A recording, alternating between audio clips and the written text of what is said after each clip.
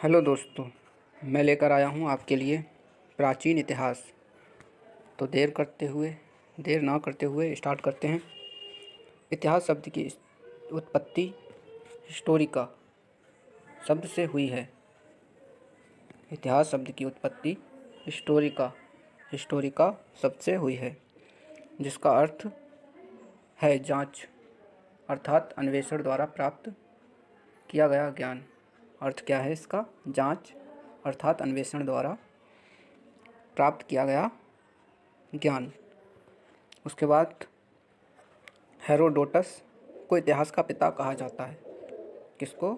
Herodotus को इतिहास का पिता हेरोडोटस को इतिहास का पिता कहा जाता है, क्योंकि प्राचीन लेखकों में वे पहले लेखक थे जिन्होंने अपने लेखों को तार्किक और विषय क्रम में व्यवस्थित किया और साथ ही अपने लेखों को सत्यता को प्रमाणित किया। हेरोडोटस इतिहास के पिता माने जाते हैं क्योंकि वह पहले ऐसे लेखक थे जिन्होंने अपने लेखकों को तार्किक और विषय क्रम में व्यवस्थित किया।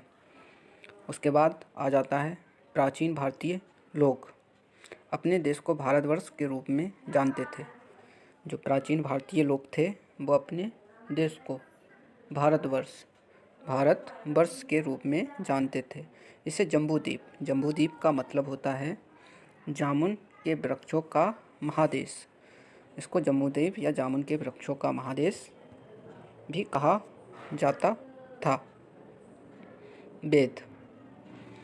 वेद से हमें हमारे प्राचीन इतिहास का स्रोत दिखाई देता है। हमारे सम्मुख चार वेद आते हैं: ऋग्वेद, सामवेद, यजुर्वेद, इनकी उत्पत्ति विद से हुई। उत्पत्ति किससे हुई इनकी? विद से हुई, जिनका अर्थ था जानना। विद का अर्थ है जानना। विद से वेदों की उत्पत्ति हुई। इन्हें अपौरुषेय और नित्य भी कहा जाता है। इन्हें क्या कहा जाता है? अपौरुषेय और नित्य भी कहा जाता है। उत्पत्ति विद से हुई, अपौरुषेय और नित्य भी कहा जाता है। वेदों को श्रुति भी कहा जाता है। अपौरुषेय, नित्य और श्रुति भी कहा जाता है। श्रुति का अर्थ है सुनना। ये एक पीढ़ी से दूसरी पीढ़ी तक मौखिक रूप से हस्तांतरित होते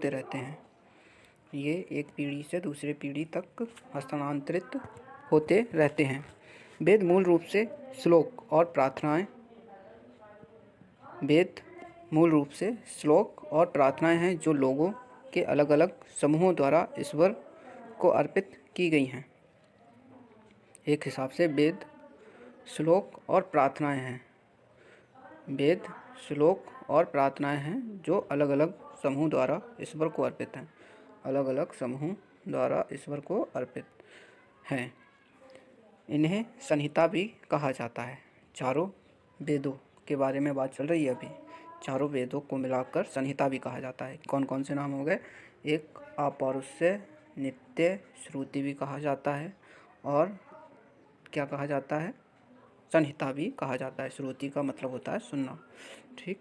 उसके बाद में वेद मूल रूप से श्लोक और प्रार्थनाएं हैं जो अलग अलग लोग के समूह द्वारा ईश्वर को अर्पित की गई हैं। उसके बाद आते हैं पहले वेद पर, जिसका नाम है ऋग्वेद। ये चारों वेदों में सबसे प्राचीन वेद माना जाता है। ये मुख्यतः देवताओं की स्तुतियाँ हैं। इसमें 1017 सूक्त हैं, 11 बालखिल्य, जो सूक्त की कुल संख्या 1028 बना देते हैं। सूक्त 1017 और इसमें 11 बाल खिल्ले हैं जो कुल मिलाकर इसकी संख्या को 1028 बना देते हैं। इसमें 10 मंडल हैं। सबसे प्राचीन मंडल, दूसरा, तीसरा, चौथा, पांचवा और छठा, सातवां है। ये सबसे प्राचीन मंडल के रूप में जाने जाएंगे। ये सबसे प्राचीन मंडलों के रूप में जाने जाएंगे जो संतों के विभिन्न परिवारों से संबद्ध है, क्योंकि वेदों की रचना संतों ने ही की है, जाहिर सी बात है। तो ये संतों के परिवारों से ही संबंध होंगे। उसके बाद में कुल मंडल इसमें 10 हैं, मगर जो प्राचीन मंडल हैं वो दूसरा हो जाएगा, यानी कि पहला छोड़ दो और नमा और 10वां छोड़ दो। उसके बाद में जो मंडल बचे वो सबसे प्राचीन मंडल माने जाएंगे जो संतों के विभिन्न परिवारों से संबंध रखते हैं। 9वां और 11वां मंडल पूर्ण रूप से वैदिक देवता सोम को समर्पित है। 9वां और 11वां मंडल पूर्ण रूप से सोम देवता को समर्पित है। 9वें मंडल में प्रसिद्ध पुरुषोक्त श्लोक हैं। 9वें और 11वां मंडल पूर्ण रूप से 9वां और 11वां, कौन सा? 9वां और 11वां पूर्ण रूप से देवता सोम को समर्पित हैं। 9वें मंडल में प्रसिद्ध पुरुषोक्त श्लोक है। 9वें मंडल में जो श्लोक है पुरुषोक्त, वो सबसे प्रसिद्ध श्लोक के रूप में जाना जाता है, जो कि 9वें मंडल में स्थित है, जिसमें चार वर्णों ब्राह्मण, क्षत्रिय, वैश्य और शूद्र की उत्पत्ति का वर्णन है।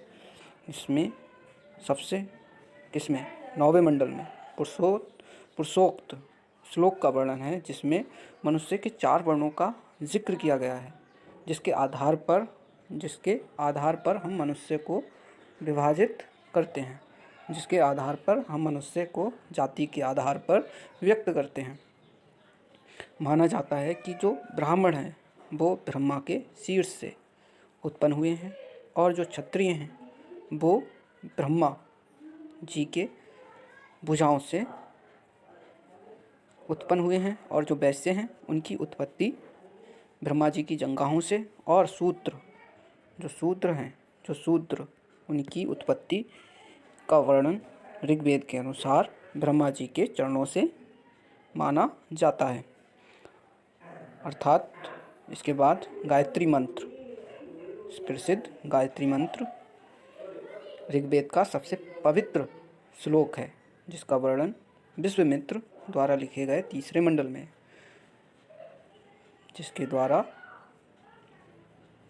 जिसका वर्णन विश्वामित्र द्वारा लिखे गए 3रे मंडल में है। विश्वामित्र कौन है? विश्वामित्र ने ही तो ऋग्वेद की रचना की हुई है। विश्वामित्र ने ही ऋग्वेद की रचना की है। विश्वामित्र द्वारा लिखे गए 3रे मंडल में गायत्री मंत्र का वर्णन है। ये मंत्र, कौन सा मंत्र? गायत्री मंत्र। गायत्री मंत्र सूर्य को संबोधित है। जो गायत्री मंत्र है वो सूर्य देवता को संबोधित किया जाता है, उन्हीं को अर्पित है। ऋग्वेद के प्रसिद्ध उपनिषद एक हो जाएगा ऐत्रेय उपनिषद, और दूसरा हो जाएगा, पहला तो ये हो गया, दूसरा हो गया कौशितकी उपनिषद। इसका पाठ होत्री पुरोहित के द्वारा किया जाता है। इसका जो पाठ है वो किसके द्वारा किया जाएगा? होत्री पुरोहित के द्वारा किया जाएगा। उसके बाद में आ जाता है हमारा दूसरा वेद, जिसको हम कहते हैं यजुर्वेद। यजुर्वेद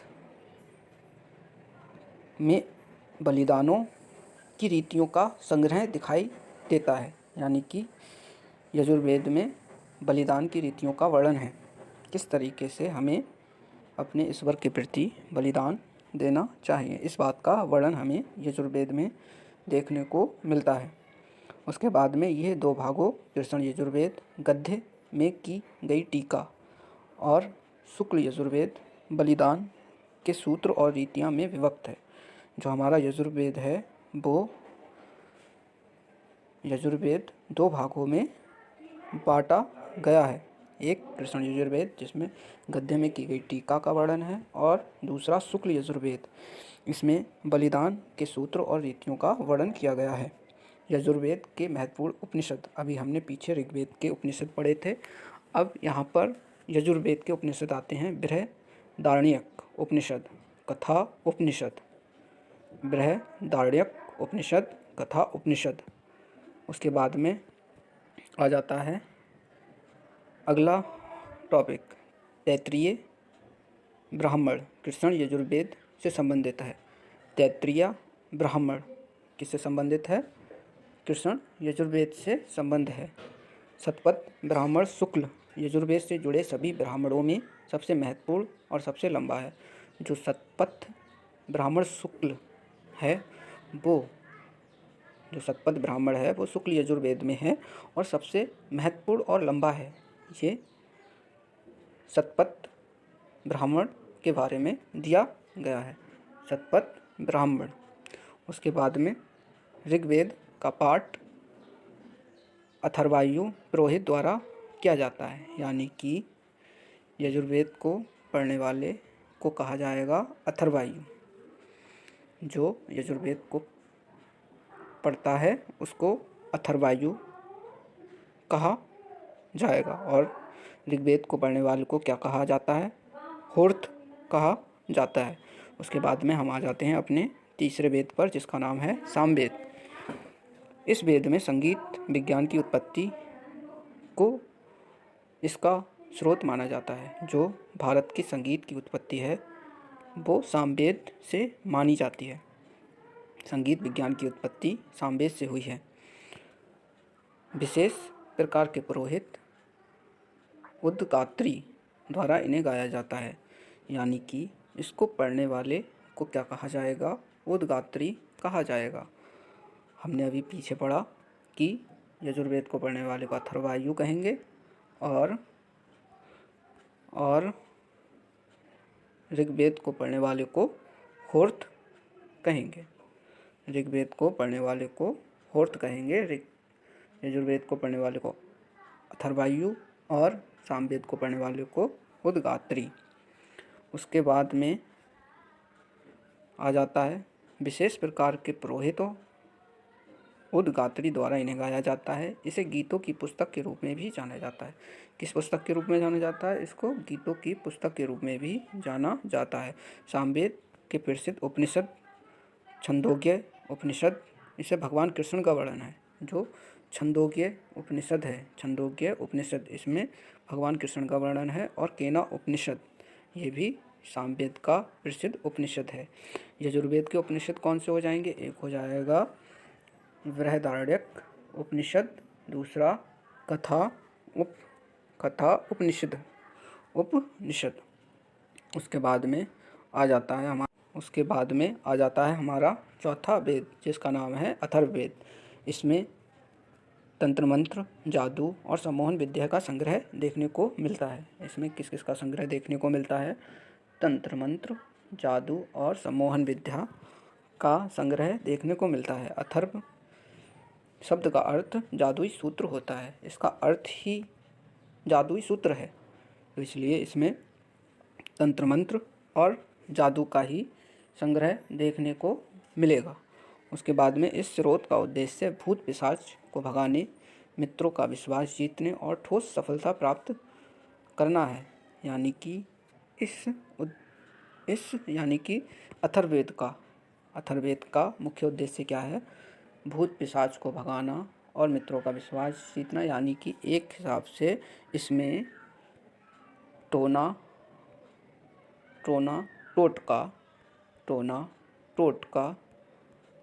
टोटका किया जाता है। उसके बाद में अथर्व से कोई ब्राह्मण जुड़ा नहीं है। अथर्ववेद है,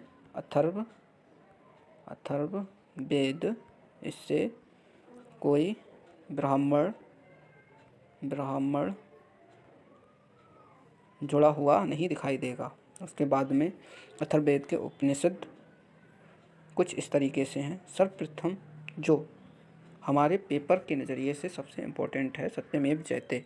सत्यमेव जयते ये किस उपनिषद से लिया गया है? ये लिया गया है मुंडको उपनिषद से लिया गया है। उसके बाद में जो वेद हैं उनके यानी कि उनको समझने के लिए कुछ उपवेद बनाए गए और उन उपवेदों में किन विषय वस्तुओं की चर्चा है उनके बारे में इस टेबल में दिखाया गया है।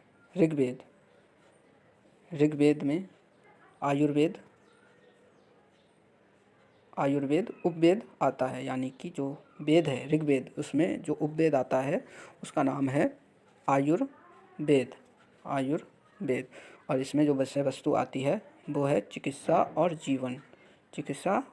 जीवन। यजुर्वेद इसका उपवेद हो जाएगा धनुर्वेद, और इसमें जो विषय वस्तु आएगी धनुर्विद्या आएगी और युद्ध कला आएगी।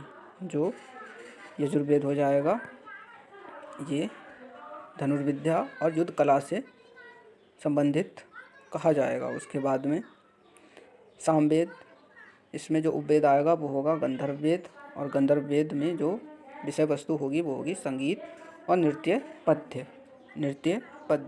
जाहिर सी बात है शाम का अर्थ ही गान होता है, तो इसमें जो उपवेद होगा वो गंधर्ववेद होगा और संगीत नृत्य और पद्य इसके विषय वस्तु होंगे। परंतु इसके जो संकलनकर्ता है यानी कि इसका जो निर्माण किया गया उनको भरत मुनि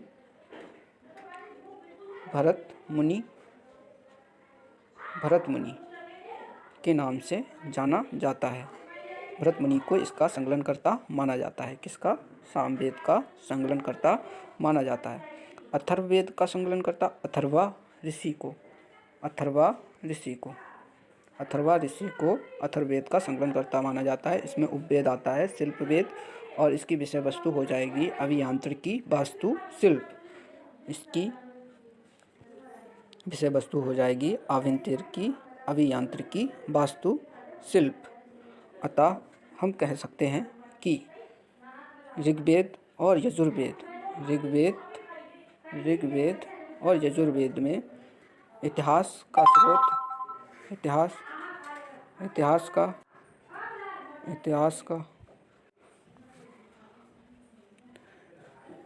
का स्रोत दिखाई देता है। किन दो वेदों में?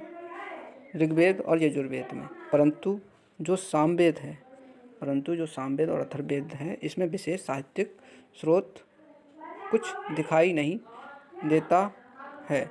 उसके बाद में अन्य साहित्यिक स्रोत ब्राह्मण, ये विस्तृत गद्य है। इसमें स्रोतों और प्रार्थनाओं, जादू और बलिदान की व्याख्या है।